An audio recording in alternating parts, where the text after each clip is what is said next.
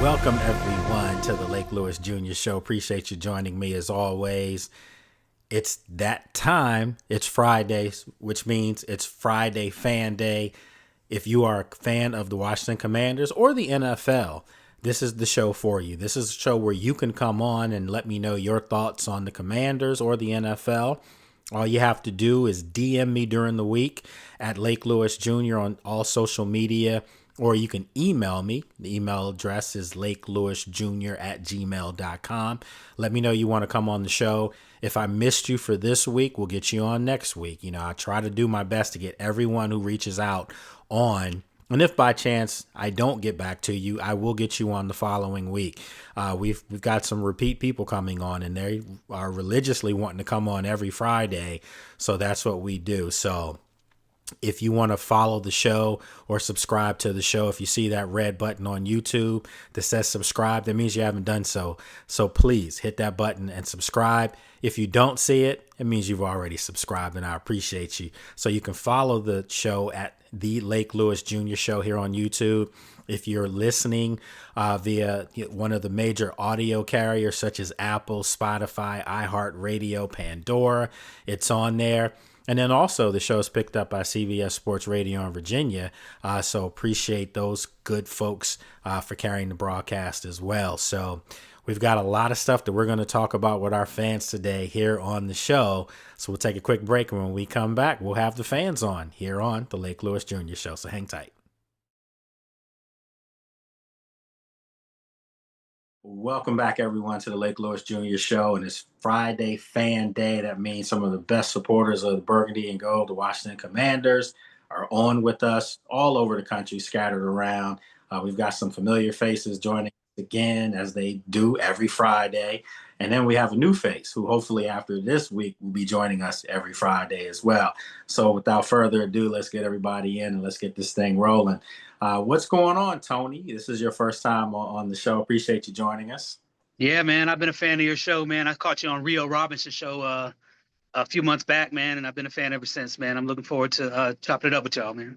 All right, thanks so much. And then got some good guys that come back each week and drop knowledge on you. Herb, what's going on, Herb? How you been, man? What's going on, Lake? What's going on, Brad, Tony? It's a pleasure being on once again. Here to talk about what's going on this past week. All right, and then we got Brad from Detroit. What's going on, Brad? What's up, Lake? What's up, fellas? Everything is moving, man. Excited about the season. Yeah. Each time Brad comes on, the backdrop is different. It's expanding and getting bigger and bigger. You gotta check out that basement soon, man. We gotta get a tour of that. Oh, for sure, man. For sure. Man cave there, folks. And remember, I'm in Detroit, so every time somebody come down here, they turn and leave. Playoffs. Right, for sure. All right, so look, let's get right into it. The big stuff this week is free agency, and I said on my podcast the other day that a lot of people, I just saw too many people complaining about what wasn't done in free agency, and I'm thinking to myself, I thought Washington had one of the better free agencies out of any group of teams, and if you think about it, their two biggest acquisitions were trades, but they were safe trades, they were smart trades, and they were trades where they didn't have to break the bank. So the way we do this, Tony, just since you're joining us, is I'll call you out and then you can answer it. We try to keep our questions and answers limited to like 45 seconds. It's just four of us today, so you can go a little bit. If you have stuff to say, you can get it off your chest, but let's try to be mindful of everybody so everyone else can talk. So we'll start with you since you're the new guest today, Tony.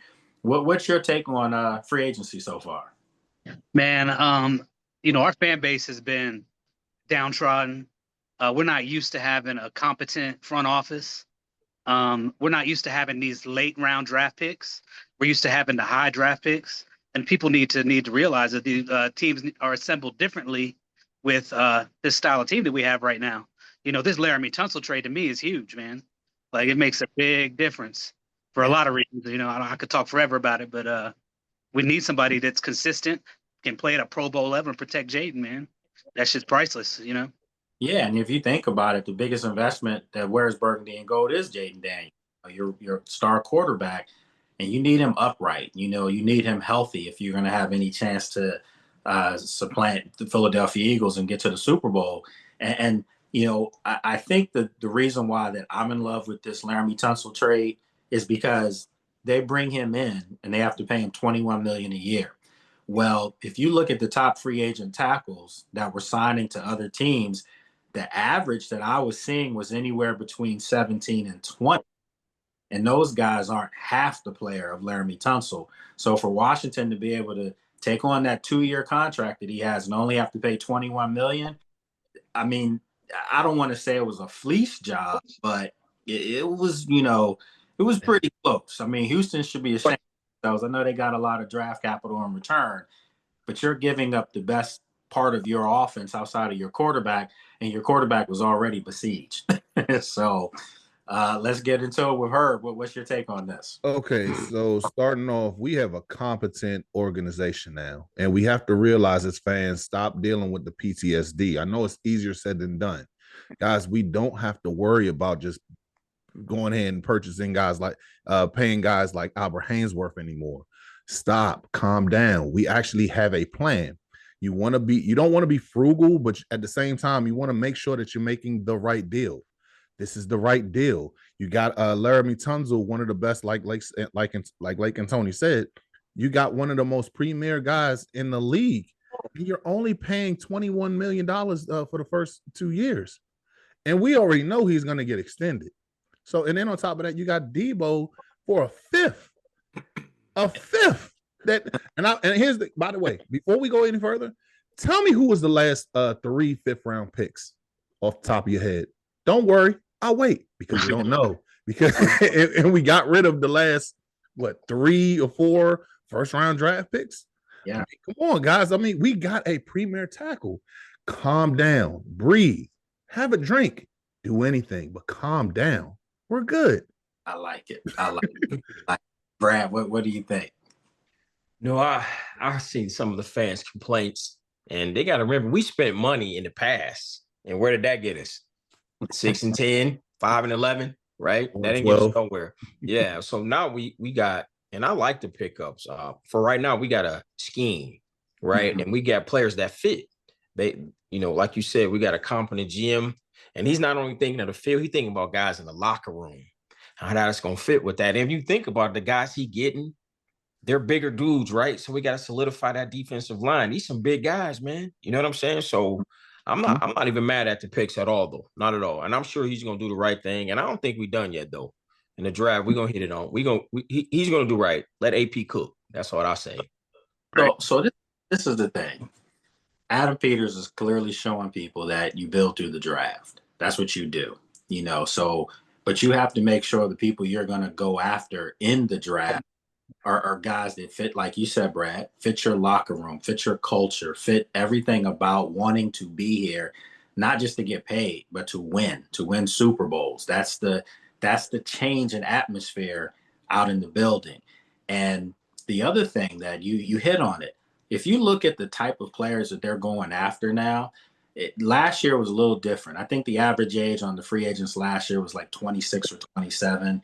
It was guys that had shown that they could become really good players in more of an intricate role, if they were starters. And that's what they did last year. This year, if you look at the age of these guys, it's like 30, 31. They're going out and they're getting seasoned vets. Maybe not all pro players, but some of these guys are guys that have produced as pros. And I think it is a plug and play approach here, that we can get some guys that if we feel like they fit our culture, first and foremost, they can be productive players on the field. And then I think if you look at the size of these D linemen that they're bringing in, I'm going to go out and say something here and love having you guys on where I can drop a nugget or two. They've signed these guys, the Eddie Goldmans of the world, the Javon Kinlaws of the world. Well, Javon has the most lengthy contract, a 3-year deal, which technically is a 2-year deal. The 3rd year can be voided. We know that. So if you look at the way they've put this thing together, the size of the defensive linemen that they're bringing in clearly tell me that that's to attack the Eagles, in that run game, Saquon. And I think it could be used in a way where perhaps you still can make a move for Trey Hendrickson, unless something has happened in me prepping for this show that I don't know. No one's gone and gotten that guy because the Bengals asking is absurd. So with that said, you could possibly, be going out and getting all these tackles because perhaps maybe a Deron Payne you put in a package deal with your number one pick to Cincinnati, and now you get your edge rushers and you got all these monsters now that can go beside a Jerzon Newton, who I've always said needs to have a monster next to him because he's more of the quick burst speed tackle, but they need an actual space eater. Well, they've gone out and gotten 3 or 4 of those guys. So Yeah. let's go back now in reverse order. Brad, what's your take on that? I think you hit it the nail right on the head. Like you said, they went and got some big boys. And do I think Kinlaw is better than John Allen? Probably not. No. But Washington has a scheme, right? Who I don't even know if he's going to play tackle. They may put him at end. They got to set because we got killed on the edges on the run. So we got to set the edge, right? They got some space eaters in there. So I agree with you. And if Payne is packaged, and maybe we can get somebody who can hunt that quarterback, I mean, let's do it. All right. Herb? Just to go piggyback on what he said, yeah. I mean, first things first, you gotta realize Deron Payne, yeah, we like him, but at the same time, you're paying him what, 22 million, and you're not giving me 22 million production. I'm like, dude, my man, if I would love to keep you, but at the end of the day, this is a business, and if you can't produce, you gotta go. We've seen what happened with Dotson. We've seen what happened with Allen. We've seen what happened with everybody else. So at the same time, if you can't produce, what good are you to me? And this ain't personal. It's business. Like Nino Brown said, it's business, never personal. All right, Tony, what do you think? Yeah, man. Like one of the things that I love most about Coach Quinn, he's an old school football guy. You know what I mean? And if it hurts my feelings to see these other teams running backs running up and down the field on us, it hurts him too. You know what I mean? And they were getting guys that fill that role, that run stopper role, that big guy role that we need to clog up that middle, man. And I mean, all I see is like I thought they were going to bring Dante back, but a pass rushing specialist was all we're away, man. And he likes to use that. I forgot the name he has for it, the big end. And I think that's I think that's what Kinlaw is going to be doing for us. Payne did it a little last year, and I'm liking the moves, man. I like getting tougher and more physical in the middle, man. That's what we needed. Yeah, Eddie Goldman, he's a big dude, and if I'm not mistaken, I think Eddie Goldman's from DC. So, he's another Kinlaw. Kinlaw. Absolutely. So both. Yeah, so I mean, you think about that. That's 2 guys, familiarity, things like that, and again, Kinlaw. Obviously, he was in San Fran when Adam was out there, so there's another thing there. One of the things that I do like that I'm seeing that Adam is doing is, again, prove it to me deals. If you feel like you are what you think you are in your own mind as a player, then go out on Sundays and show it to me, and then you'll get your bag. You'll get paid. But they're just not in the business of going out and overpaying for guys, and I love it because, as you said earlier, Herb, how many times have we seen guys come in here, even in their introductory press conferences, they had a mask on. Like they were ready to the bank. They were ready to rob you. And we saw that play on the field where they did absolutely nothing to deserve the contract and pay that they were getting. So Adam Peters is set it up so that, look, if you want to be a commander, you will have a chance to get paid. They've proven that. They broke off Sam Cosmi last year before the season started. First day of training camp. They're going to extend Terry McLaurin. Need not worry about that. And I also think that for the first time ever in this franchise's history, and I don't mean, since this date or that date, I mean in their history, can't really count Sammy Ball back in those days because they didn't have that kind of money going around. So I say this. To have a Jaden Daniels, a true franchise superstar in the making, if not already a superstar, a face of the league in the making, you're going to have to pay this guy record money in 3 years. He's eligible after his 3rd year, and that this organization is going to take care of this kid if he's doing everything he's doing now. They're not going to play this out and franchise. No. They're not the Bengals. Yeah, they'll For the Cowboys. absolutely. They're going to pay him after year 3. And I told someone this the other day.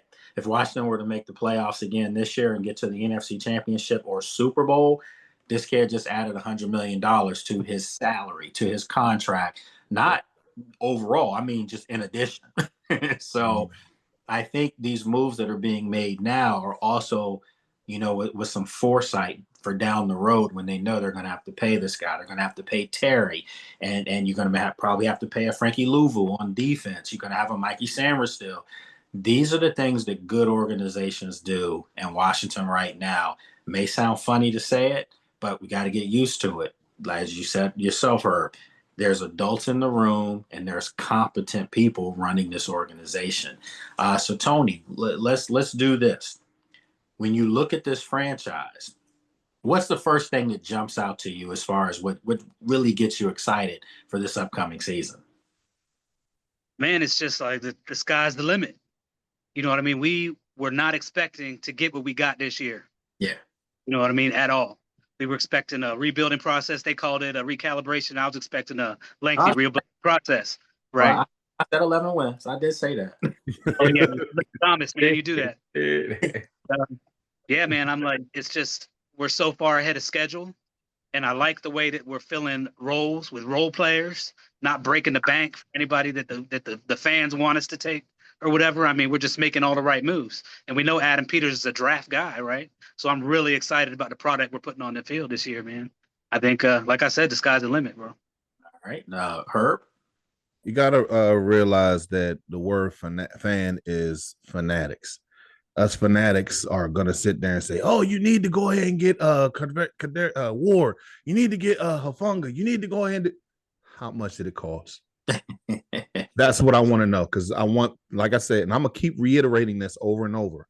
Competence is what we need in the front office. We don't need to break the bank. So the fact that we're not breaking bank, and here's the thing, guys, let's stop acting like we're not going to trade the first overall pick, our 29th pick, to go ahead and get multiple draft picks. Because I'm expecting a 2, another 3, turn that 5 picks into 6 or 7. So my thing is this: I'm gonna do the same thing that I did last year. I'm gonna wait and see, but I'm also intrigued to see what's gonna happen. Because I mean, people saying that Kinlaw went ahead and we overpaid for him. Did y'all see what Milton Williams got for his paid?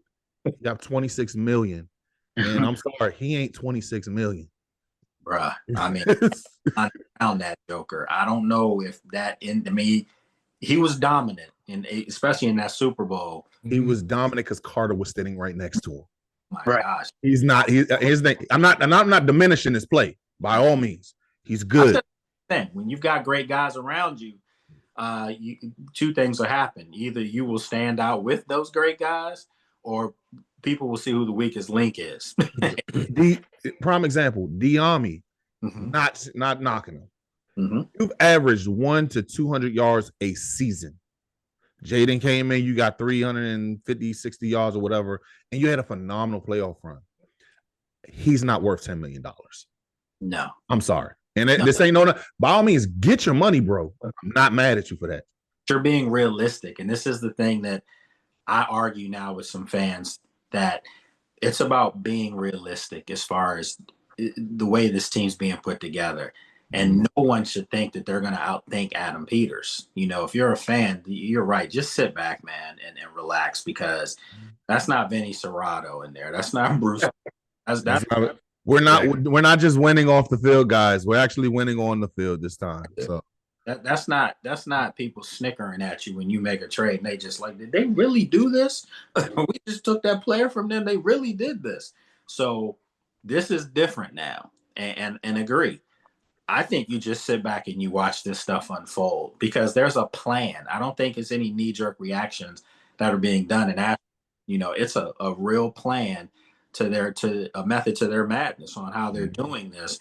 And I think if you look at the core group of guys, they're still the same. You're still bringing back your core. You've just added some additions that are more seasoned now.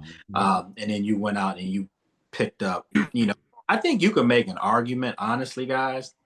If you look at Laramie Tunsil and Deebo Samuel, you could make a legit argument that those two trades are probably just as good as any free agent signing by any team. I mean, yeah, okay. I thought it was just me. Did you think that we was gonna get Laramie Tunsil?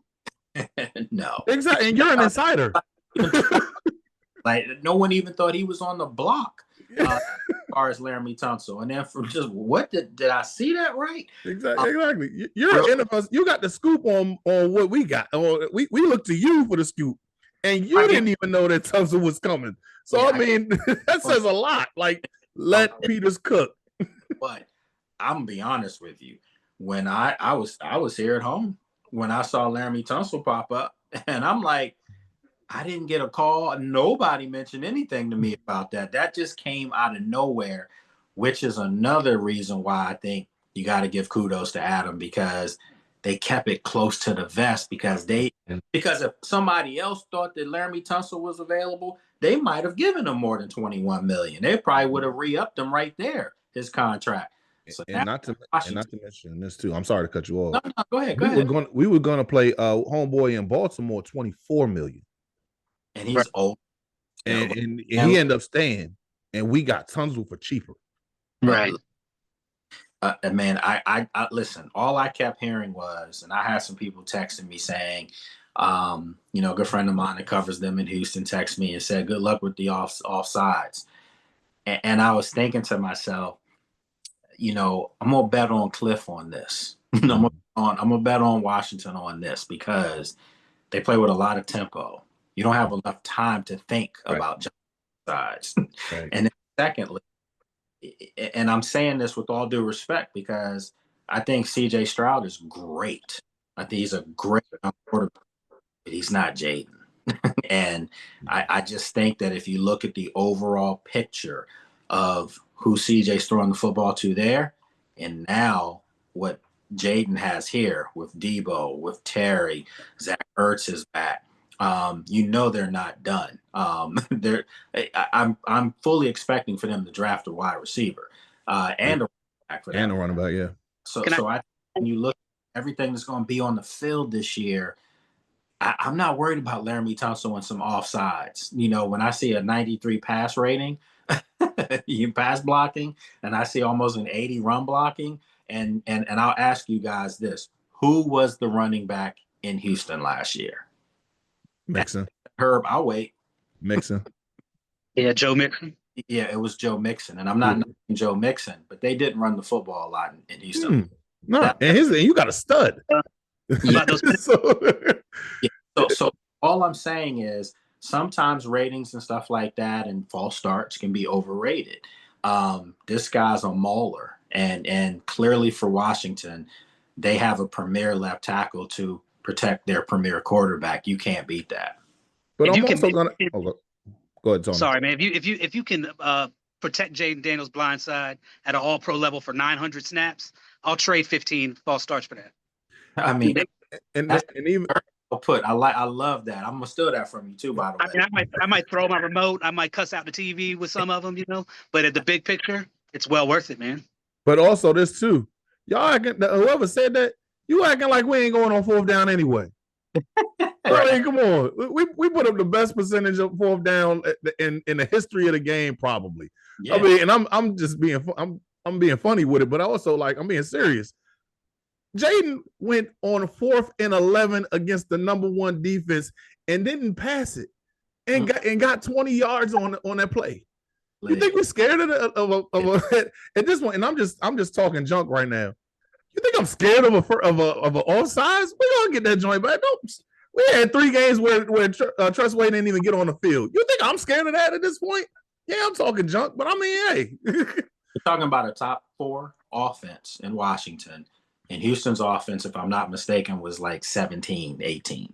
Mm-hmm. So there's a big difference. Again, Laramie Tunsil was walking into a better situation, stability-wise, from offense. Matter of fact, Houston fired their offensive coordinator. He's gone. So that's what I'm saying. People have to take all these things into consideration. So the question I have for you guys now, though, and we'll start with Brad on this one. Do you feel like Washington has significantly closed the gap with Philadelphia, or do you feel like they've done enough to still be relevant as the second best team in the NFC? That's a tough question. Taking a fan out of me, Mm-hmm. I mean, Philly the champs, right? We got to give it to them. I think we've closed the gap some, but not all the way. I mean, Philly got the crit roster, but what I do like is the fact that we are on our way because Philly is going to have to pay them dudes. Carter, Davis, they're going to have to pay those dudes soon. And they can't pay them all. We know Howie Roseman is this genius, as we call him, but they're going to have to pay these dudes. And the thing I like about Washington is we ain't give out no long-term contracts. None. Not at all. Not long-term contracts. So they playing the long game. You know what I mean? And I appreciate that. But to your answer, I think a little bit, it's still there. The gap is still there, but we crept our way some close a little bit. Okay. All right. Herb? So I feel we're almost there. We're not there yet. I think we need a couple more key pieces. I think we still need to get a better pass rush, and I feel like we need a running back too. Nothing to take away from the other guys, Eckler and Robinson, or Brian. I'm calling them Brian Robinson until further notice. I'm not calling them B Rob no more.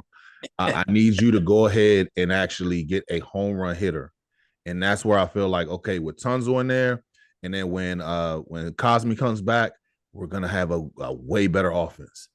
I still want to see defensive line being we're doing right. We're doing good right now because we addressed the run defense. We have to find a pass rusher too. So if you could figure out a way to get Trey Hendrickson here, that'll be great. We're almost there. Like, we're not too far off. We're still in the conversation, but we're not there with Philly yet. Okay. All right. Tony? Yeah, I think they're 4 years ahead of us in the building process. I agree with Herb and what he said about the home run hitting running back, man. Brian Robinson is kind of like, I'm gonna date myself by saying this, right? But Gerald Riggs to me. He would be perfect for a part of a good 1-2 punch. He needs his Ernest Biner or Ricky Irvins to go alongside him, man. And you'll see people thrive. But yeah, I think we're getting closer. They're losing some pieces here while we're gaining some pieces. So I mean, we'll see what happens this season, but I think we're really close, man. That's a good point, Tony. And I'll say this. I thought last year, I said this. I thought Washington got to the NFC Championship game with a overall 74 talent grade, maybe 75, okay? And that number was high based off of maybe 5 or 6 players that really elevated that number. Mm-hmm. But it really was an average roster. Great, 100 roster percent as far as heart and sheer will, they probably like 98. But just from that talent standpoint. And then on the flip side, I thought the Eagles' talent grade on their roster was like a 96. I mean, they were loaded everywhere. Okay. Yeah. So now, just looking at what Washington has done as of today, not even with the draft that's coming, where it's going to raise it another 4 or 5 points, if that. If you get lucky like you did last year with Jaden, they knew they were going to draft a kid. I tell people they would have taken him number 1 if they had the number 1 pick. That's how much they liked him. Mm-hmm. But yeah, they got a little, lightning by the gods, because this really good player turned out to be a generational guy. Okay, so you're ahead of the curve now. I think right now with the acquisitions of Laramie Tunsil and Debo and Will Harris and these guys, I think Washington's talent grade has jumped right now from a 74 to probably like an 80. and so an 80 is pretty good. That means you still have room to grow, but you're going up quickly. And then if you go out and you have a home run draft and you nail your picks, maybe that moves you up to like an 85, 86. Okay. If you can maneuver somehow and walk away with a Trey Hendrickson, now you might be in the 90 range. And I'm going to say this, the Eagles, they're not a 96 anymore. They're still the best team in the NFC, in my opinion, but they're probably now 92, 91. So Washington could get there before this season even starts to really be able to battle these guys. I think that Trey Hendrickson really signals to the Eagles, we're coming. But I think right now they feel confident enough to be able to play and compete against the Eagles. You get Trey Hendrickson, we're telling the Eagles you're going to lose. So, what do you think, Tony? What do you think on that? Man, I think, like I said, man, the sky's the limit. I said that before, and the Eagles are on notice. Like half of my Twitter feed is Eagles fans worried about our team, man. Yeah. You know what I mean? And that's really telling. You know what I mean? I give all the credit in the world to Jalen Hurts, man. Like he's been to 2 Super Bowls. He could have been the MVP of one, and he was the MVP of this one, right? But Jaden is better than him, man. To me, Jaden's got that clutch gene. Let me ask you this, Tony, if you guys don't mind, real quick, Brad and Herb. We talked about this last week. Yeah. The question is, Jalen Hurts a top 5 quarterback? Because I've been saying that Jaden is top 5, but I had to redo this just from the standpoint. Jalen Hurts won a Super Bowl, and he's been in 2 Super Bowls. He's an MVP of a Super Bowl. Probably should have been the MVP of 2 Super Bowls because he outplayed Patrick when they lost it. He did. How can you keep that kid out of the top 5 quarterbacks? Super Bowl. I got a reason. Okay, go ahead. I'm a petty Washington Commander fan. Right. That's the reason why I'm keeping you out. But No all jokes doubt. aside, no, seriously, he definitely is. And as much as I hate to admit it, he is in there. You've been to 2 Super Bowls. You putting 3 guys in there that ain't never even been to a Super Bowl. Right. Okay. Let me ask you this, and this is where we were last week, and I love doing this with you guys. So who do you drop off the aisle? Who's the guy that leaves the top 5? If you have Jaden in there, well, we know Patrick's in there, so that's not debatable. You have to have Lamar Jackson in there. I'm sorry, 2-time MVP. Should have been 3. Josh Allen. I mean, he's got an MVP now, so that's 3. Joe Burrow. 4. Jalen Hurts 5. Jaden 6. So I'm asking who if you want Jaden in there, somebody's got to come out. And all I can say this: Joe Burrow did get to a Super Bowl already. Lamar has 2 MVPs. Josh Allen has 1 MVP. Patrick has 3 Super Bowls.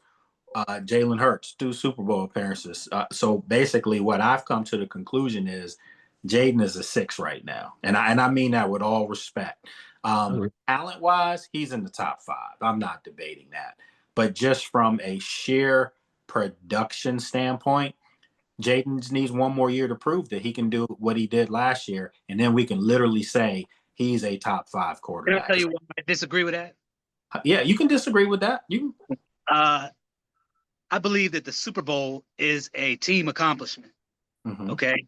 Mm-hmm. Jaden obviously has that clutch gene in him, man. Mm-hmm. And there's a lot to that. I haven't seen that out of Jalen Hurts. He's made plays when he's needed to, but that's not the same thing. Jaden put his whole team on his back and brought us to levels that we haven't seen in years. You swap places with these 2 quarterbacks, and I don't think the Eagles lose a game, and I'm not sure we make the playoffs. You can say about any of those quarterbacks. If you put Jaden on any of those teams, they're winning the Super Bowl. I truly believe that too. That makes him a top 5 quarterback to me. You put Jaden on the Eagles, they might go undefeated. That's what I'm saying. I agree with that. We do. But again, I'm not in this to knock Jaden because that's my dude. That's my guy. And I think he is a top 5 quarterback. I was trying to find a way to take somebody else off the island. It's hard to do that with a guy that took the league by storm for 1 year. And that's not to diminish what he did. He did something our eyes have never seen in Washington. And it'll just get better. We do think he's that guy. I think us having this conversation about Jaden, is he top 5? Is he top 5? If he has the same type of year he had last year and they can ascend to the Super Bowl, now you're asking the question, is this guy the guy, know? So this is what I said on my pod the other day.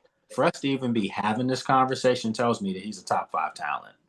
Right. No one's debating that. But I didn't like hearing the Jalen Hurts, just slander. I mean, anybody could have taken that team to the Super Bowl. That's not true. And you can't, and people can't say that. That's not fair to him because Kenny Pickett wasn't taking that team to the Super Bowl. Right. And we got to remember, too, Jalen's Hurts stats went down because he had a 2,000-yard running back, too. You know what I Yeah. mean? So his stats went down. Yeah. So I say I'm Jalen. Look, I got Jalen's jersey up there. Mhm. I think only because it's only been 1 year, we can't put him in that top 5 yet. But if he do it again, which we all believe he will, then we put him up there. But we can't disrespect Hurts and take him out of there. So I'll make it sound better for you guys. If Jaden has the type of year that he had last year, and now he's got a little bit more pieces and a better tackle blocking for him, and he can ascend to the Super Bowl, then this guy's going to be the MVP next year. No question. But I mean, I'm looking at it from the standpoint of this, and I mean, and I get we have to go as far as like see it consistently. Mhm. But me personally, I could block out the fact that hey, this is a year by year thing. As far as if we're going year by year, as clutch, as great as Joe Burrow is, my guy, you ain't even make the playoffs. That's a fact. I mean, if I have to go ahead and say that, we're going by year basis. Because yes, we came over there and seen what Jaden did. Jaden brought you all the way to an NFC championship. First time in 30-something odd years. We've never seen this done with our franchise. Mm-hmm. So I mean, you can't just diminish the fact that hey, just because he's only done this once.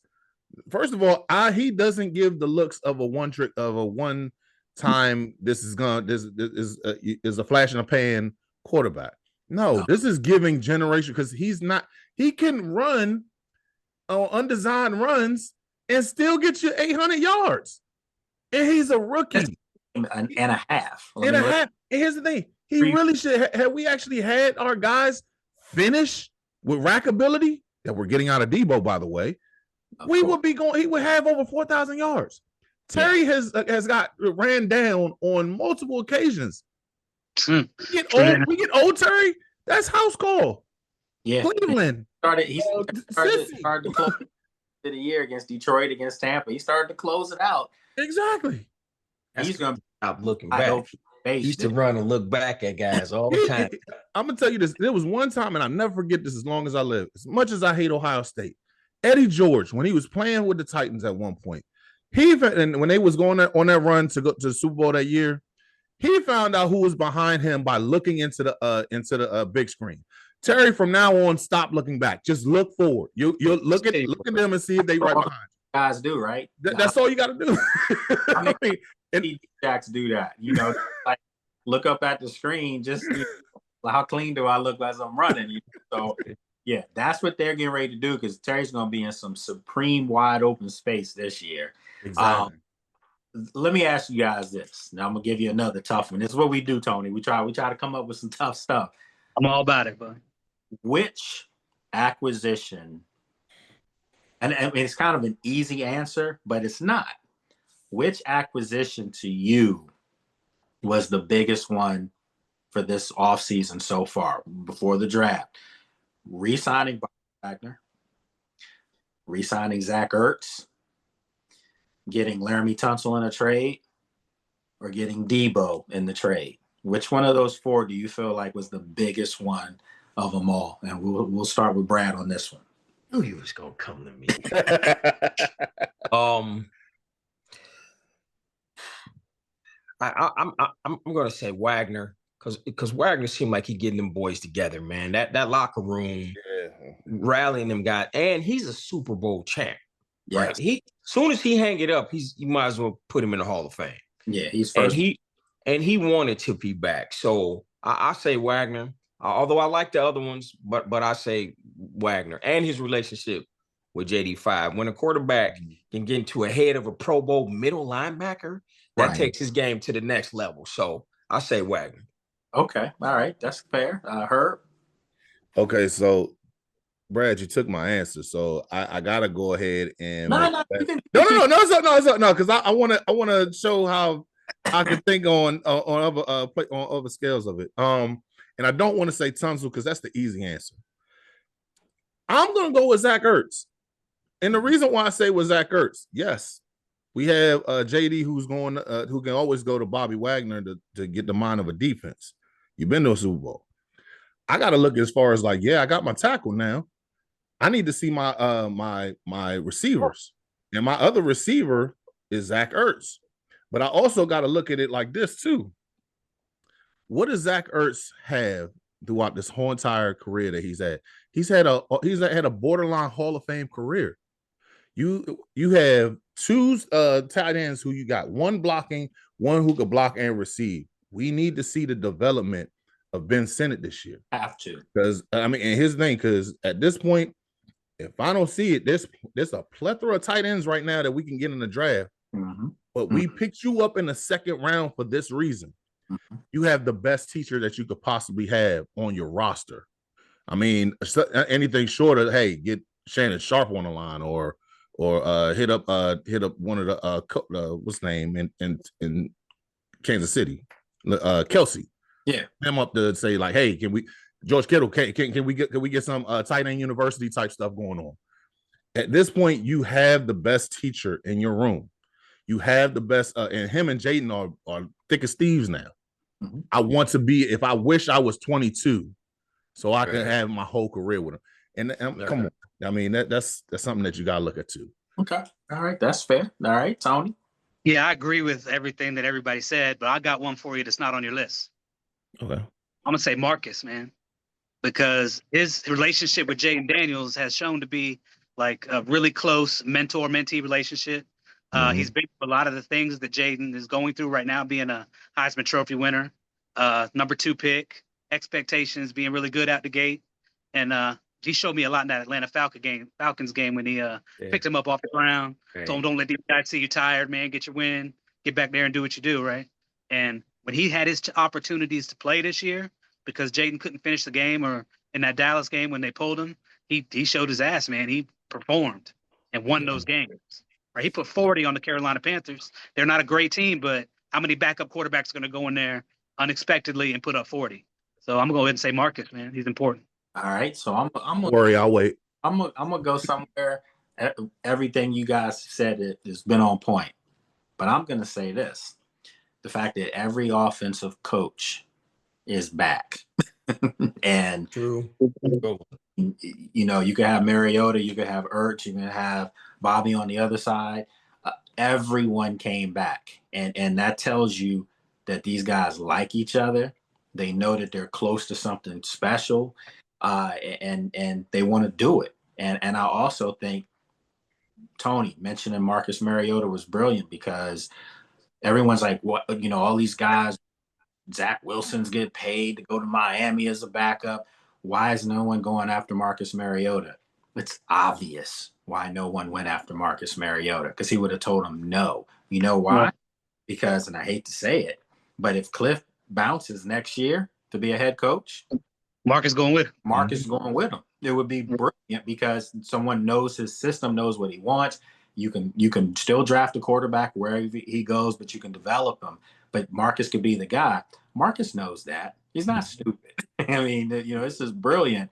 So I think for all these coaches coming back for Washington, it's on. I mean, it's a full run it back season. And, you know, we talked about this a couple of weeks ago with you guys.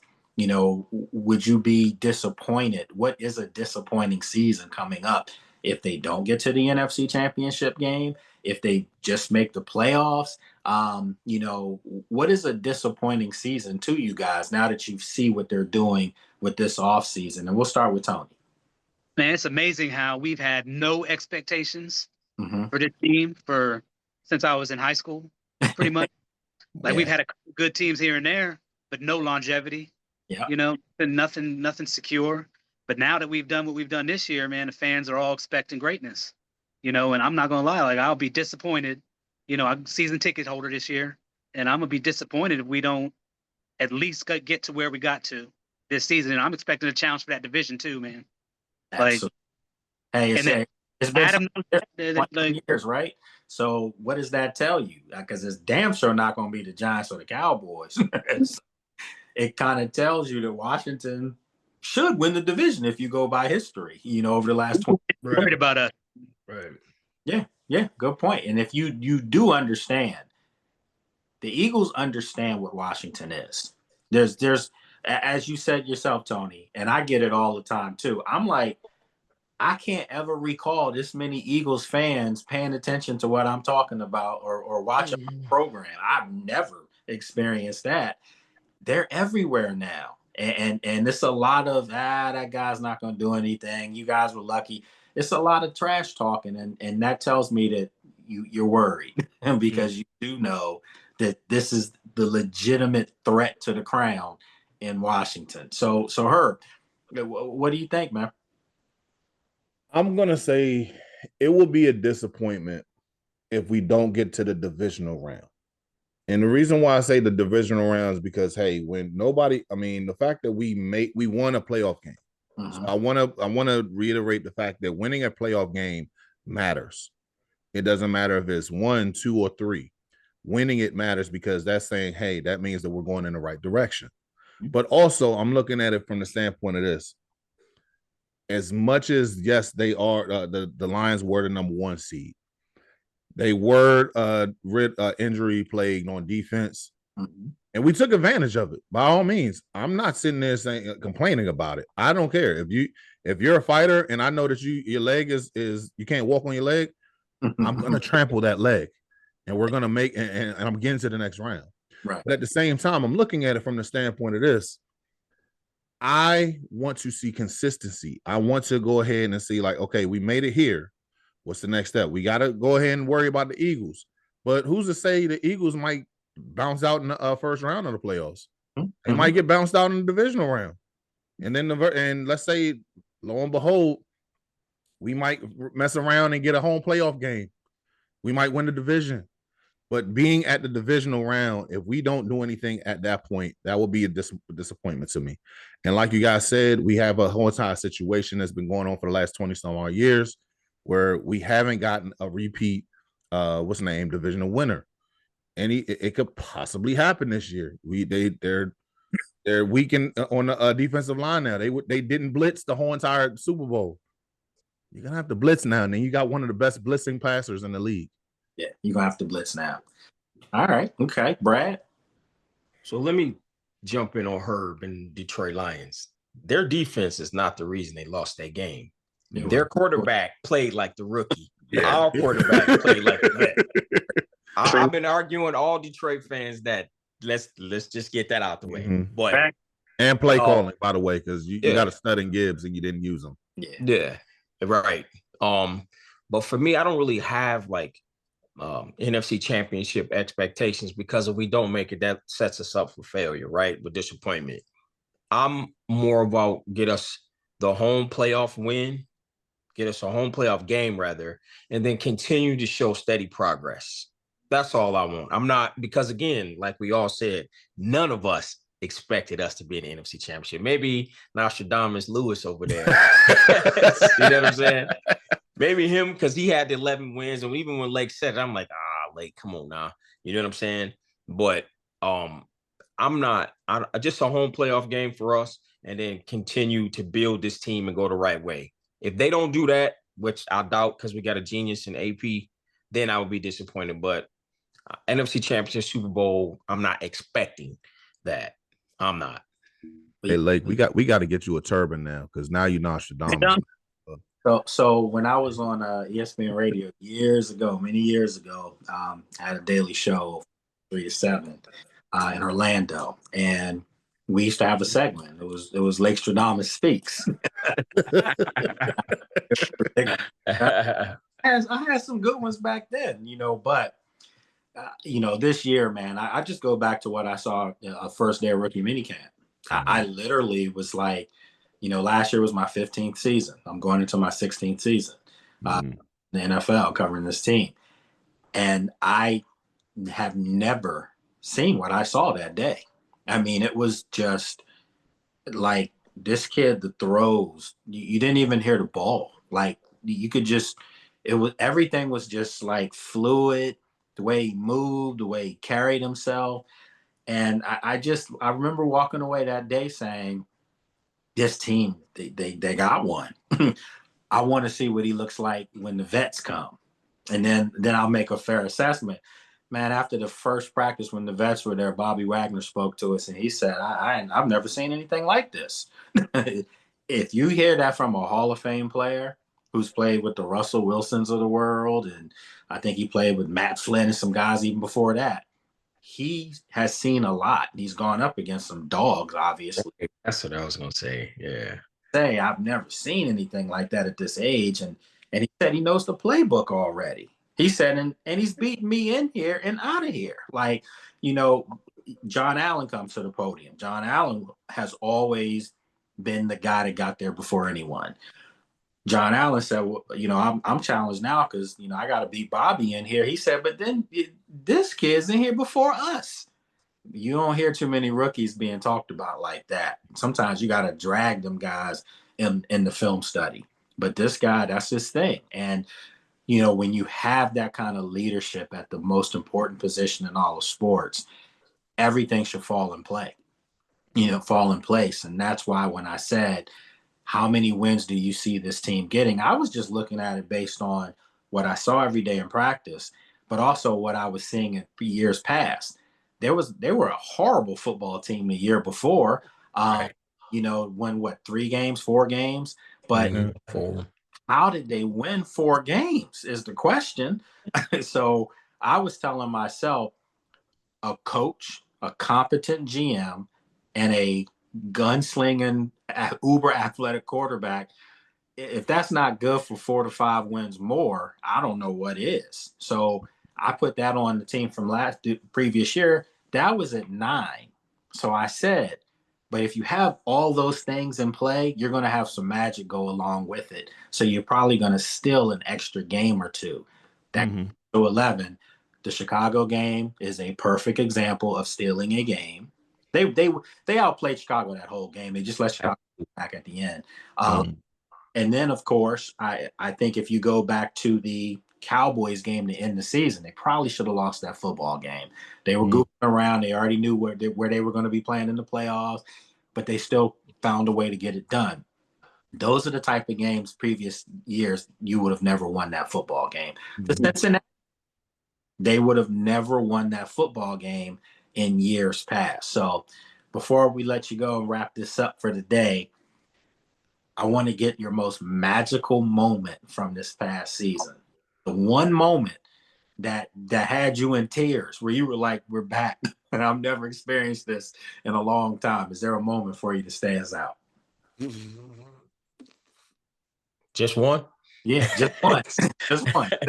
I'm talking the one where it could have been a moment that, exceeded the previous week. So can I go first? Yeah, absolutely. The Monday night game against Cincinnati, to me, just to pick, because there's a couple, but you said we'd only pick one.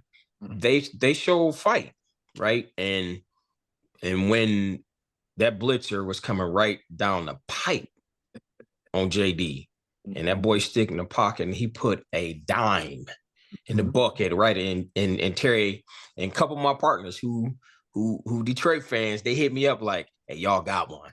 You know what I'm saying? Y'all got one. A couple of my dogs was like, y'all got one. So that game, if I got to pick one, that Cincinnati game. Okay. All right. Herb. Okay, so I got this tattoo right here that says, "Oh boy." It's a thing that me and my grandmother says whenever we see something wild or something like funny or whatever. We say, "Oh boy."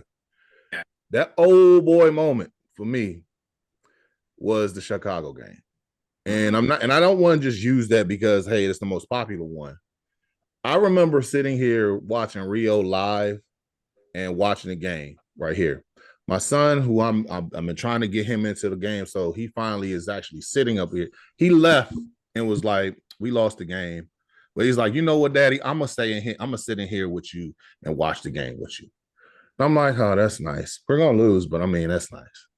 And to see that thing just tip in the air and caught right there in the end zone with nobody around, everything fell off the table because I just like, "Oh my God, oh my God."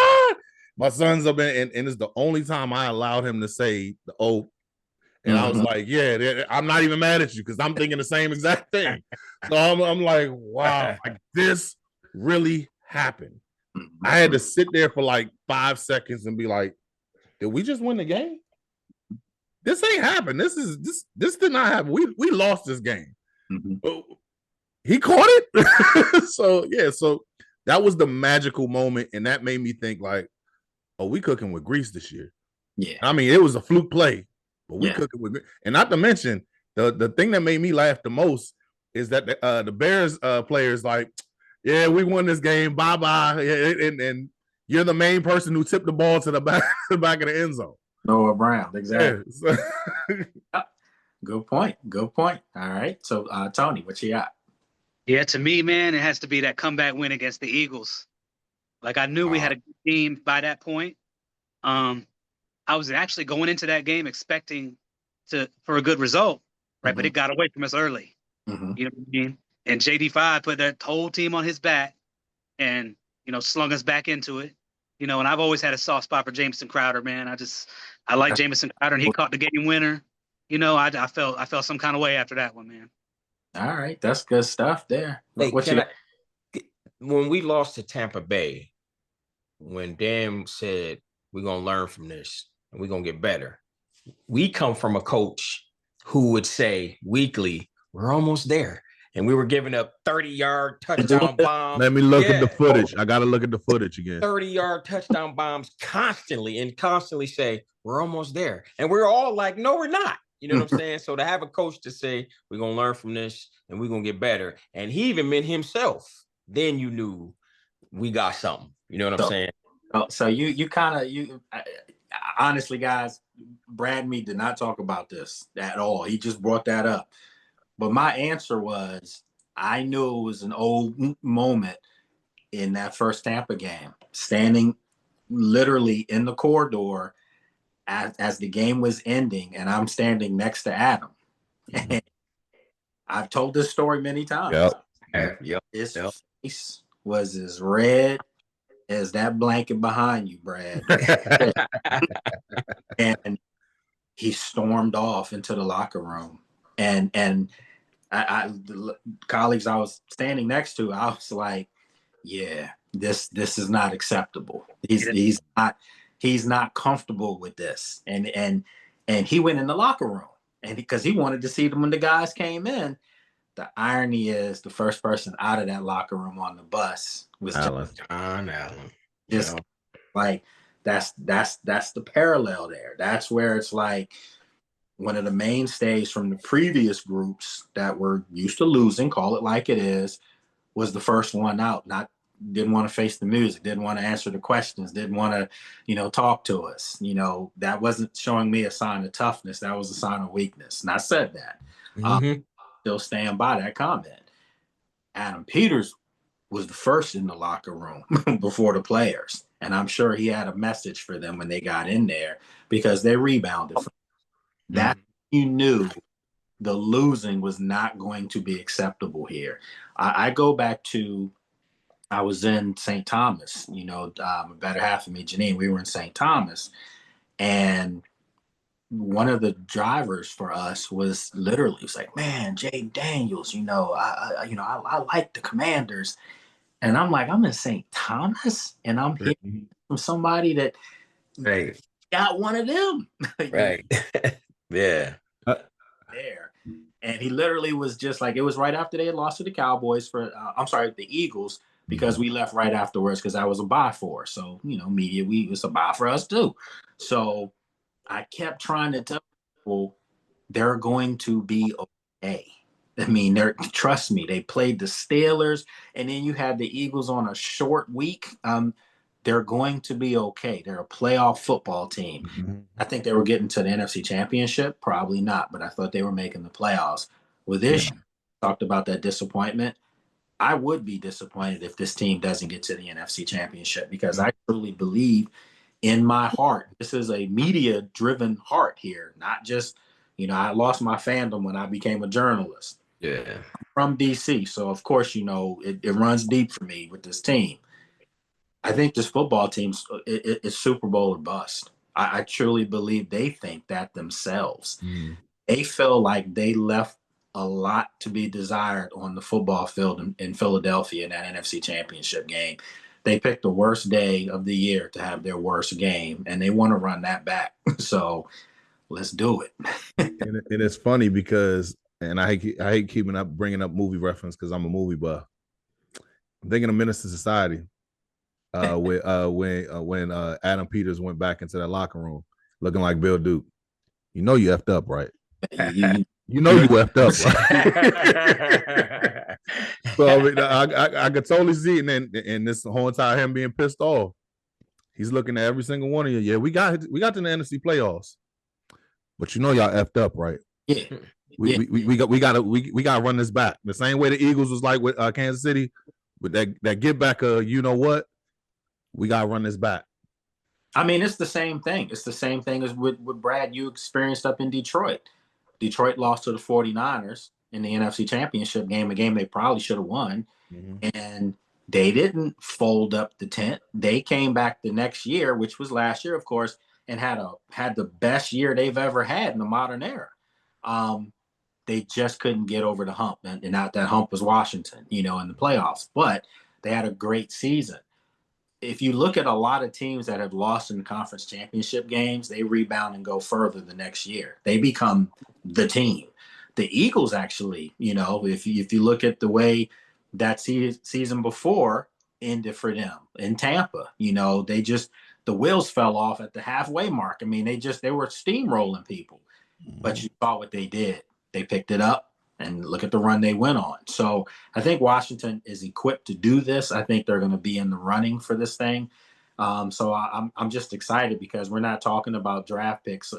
Draft picks are probably the least thing that we have talked about because at this point, you're looking at the team that they have in the building right now without the draft picks, and you still think that they're going to be capable of getting there. If they go out and knock these draft picks out, it's on. And I mean, like, for real, for real. We're not catching nobody off by surprise this time. Everybody know they're not looking over. Teams will probably see Washington's coming on the schedule like easy W. They're not looking. They're not looking over us this time. You know what I'm saying? They know they got a heavyweight coming in the house though. So yeah. But I do think we got the coach. Say that again, Tony. I said we're looking at prime time games this year. Oh, most definitely. You guys time on holidays and all that, man. Don't do that. You guys, that's great, but to me, I don't want to be anywhere on a holiday. Oh, a second, dude, you about to be in Spain or wherever the hell they're gonna be going to Rio de Janeiro. That's different because I got already ready. That's different. But what I'm saying is, when you have those primetime night games, oh my God, you don't understand.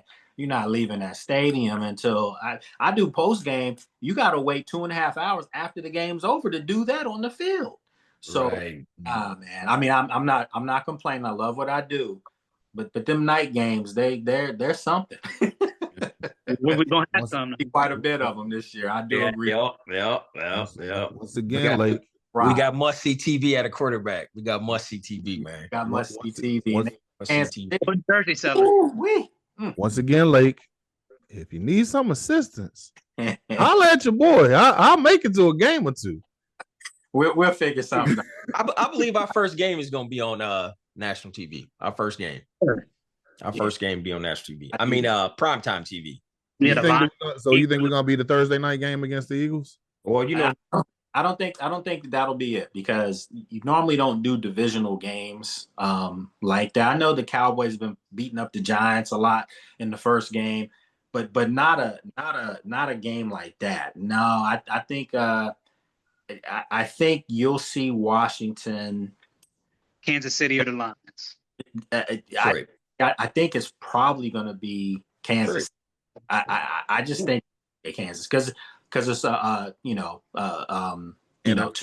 inter conference game. I just think that's the way you do it. If you look at last year, Green Bay started in Brazil with the Eagles, and it was okay, but you're talking about Jaden Daniels is a face now, and then you have Super Bowl champion.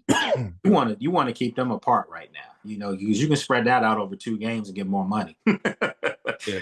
As far as having them play 2 other teams, and you're still gonna get all those views, and you end in Spain and then Brazil, and I want to go to Spain. So yeah. Anyway, look, guys, man, as always, you guys, I appreciate you coming on, and we don't really put a time limit on it. We just have fun with it. And you guys, Herb and Brad, you guys keep coming back on. Tony, you are more than welcome to come on every Friday if you want to do it with us. Sure. You only have a lot more folks, but I kind of like this today because we got a chance to stretch out the answers and talk a little bit of conversation. But yeah, Tony, if you want to come back on, man, you got the floor to come back on with us. And I'm going to start shooting you guys the link out on Thursdays because I already know who's coming. So we'll keep this thing rolling. But Sure. yeah, anything you feel like we didn't turn stone on or anything like that? I think we hit it on everything except just letting our socials. So I guess, can I go first with that? It's your boy Big Herb here. Every week, I try to get at least twice a week off the bench. Once again, that's OFDABENCH_HTTC on IG, or you can go on YouTube and watch my mines every week. Do, like I said, 2 shows a week. And I'm also trying to get on here with Lake as much as possible. So yeah, I'm just trying to build the brand, and also let's talk about the Commanders, man. I mean, this is what we live for. Absolutely. Brad? B_Quincy, kid from Detroit, Washington fan. I don't get a chance to talk about my squad. So this is the highlight of my day right here. My man, salute you, Lake, for that all day long, brother. Brother, appreciate you. Tony? Yeah, I'm not too big on social media, man, but I'm going to tell you, I really enjoyed this here. Chopping it up with y'all, man. I'll be back next Friday for sure. All right, we're going to keep doing this. And folks, as always, you can follow me on social media at Lake Lewis Jr. You can subscribe to the podcast if you're watching it on YouTube. What's up? But you can get the audio form. And then also just want to let everybody know the show's also now on CBS Sports Radio in Virginia. So you can check that out. Got a couple more things we'll be announcing over the next couple of days and weeks. It's a lot going on, man. And I can say this. Some people say, oh, you're not supposed to say that. Well, it's my show, my format, so I'm going to say God is good, man. All the time. Absolutely. That's what's up. So, you gentlemen, I appreciate it. We're going to do this again next week, same time, same place, and have a great weekend, all right? Got it. Run it back, brothers. Y'all be cool, man. Okay. Yeah.